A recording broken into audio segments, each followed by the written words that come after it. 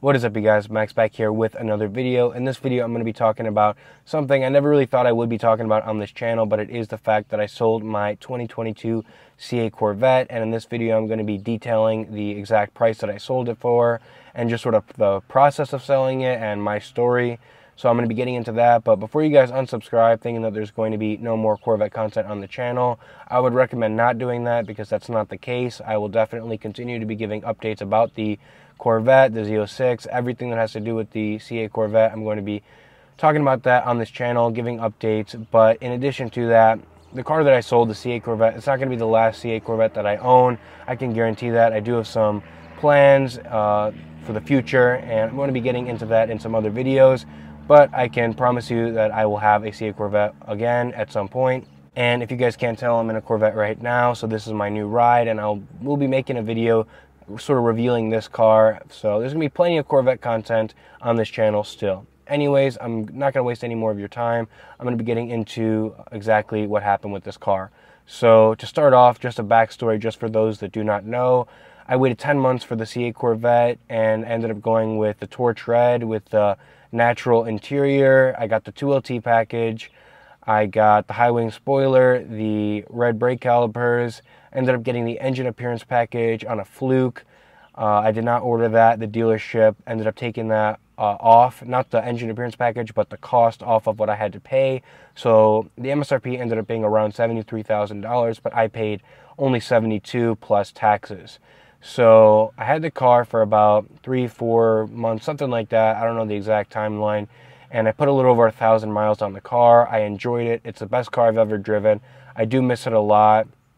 And like I said, I will have the car again. It's not like I didn't enjoy the car. I don't think anyone who drives that car says like, oh, you know, I didn't enjoy the car. Also, forgot to mention I had the active exhaust. That was the one option I missed. Sorry. Going to continue on with the story. But when I did put a deposit in for this car, I did know that it would probably be worth more than I paid for it. It's not that I didn't intend to keep the car, but that was just something I had kept in mind a little bit, knowing that if I was able to end up getting this car through the dealership paying MSRP, I'd probably be able to sell it for more. That was one of the reasons I ended up going with the C8 and not the C7. It was just because at the time that I put in the deposit for the C8, the price of the C7s were sky high, almost as much as the starting cost of the C8.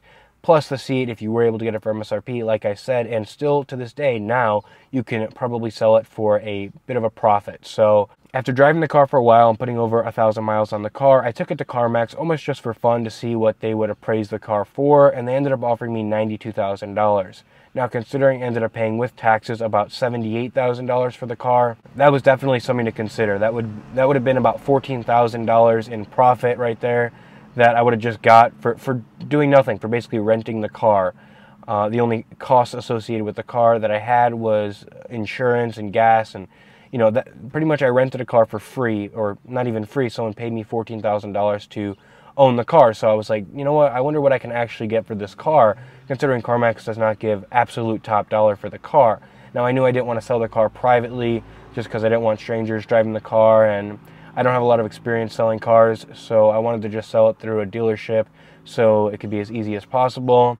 And I decided that I was going to pick a price that I wanted for the car, which was $95,000, and I was just going to call all the local dealerships near me, and I was going to see if they would pay that price for the car. That would have been $22,000 above MSRP on the car and would have netted me a profit of like $17,000. So that seemed fair to me, obviously. And the first dealership that I was in contact with had a C7 that I was interested in, and I ended up looking at the car, thinking about doing a trade-in.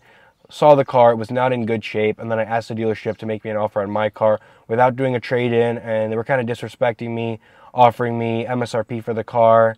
And it's not that I blame them for doing that, but they were just kind of playing games, and I didn't really like that, didn't enjoy that process, so I left. And the first dealership that I called just asking to straight up buy the car for the price that I wanted, which was $95,000, they agreed to do it, and I sold the car to them. And it's just a dealership that was about 20 to 25 minutes away from my house, so ended up working out. I sold the car to them, and I'll make a future video talking about exactly how much they tried to sell the car for.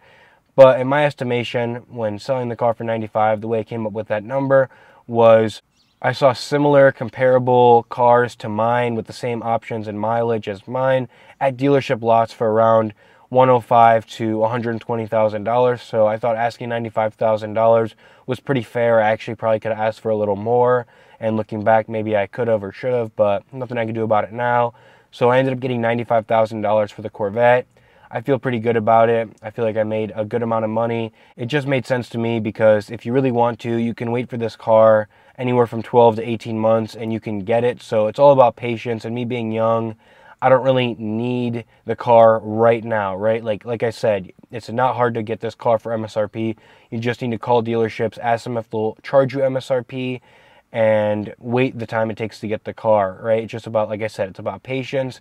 And I'm a young kid. I just turned 21, so there's no reason that I need this car right now. So yes, I would have loved to have kept the car, and I could afford to keep the car, but it just made sense. I couldn't pass up that amount of money. That money is going to go towards the next car or other investments or things like that. So it's a win-win for me. I got to drive the car, had a fun time. I'm going to have the car again in the future. I know that for a fact, but I got to make a little bit of money from it as well and got some content for the YouTube channel. So it was just the best scenario, best decision, best process of my life. I mean, there's not going to be many situations where someone's going to pay you to drive a car like that, and that's kind of the way it worked out. And like I said earlier, I'm still in a Corvette. I ended up buying a used Corvette. If you can't tell, this is a C6 Corvette. I will give that away, but I don't want to give too many details away just because I want to make a full detailed video on this car because I'm super excited about it. But that's pretty much going to be the end of this video. More content to come about C8 Corvettes, Corvettes in general, this car. So you can look forward to that. But just want to let you guys know sort of where I'm at and that I did sell the car. And if you haven't been seeing a lot of content about the Corvette, it's because the car is gone. So just want to let you guys know, and I'll see you guys in the next one. Peace.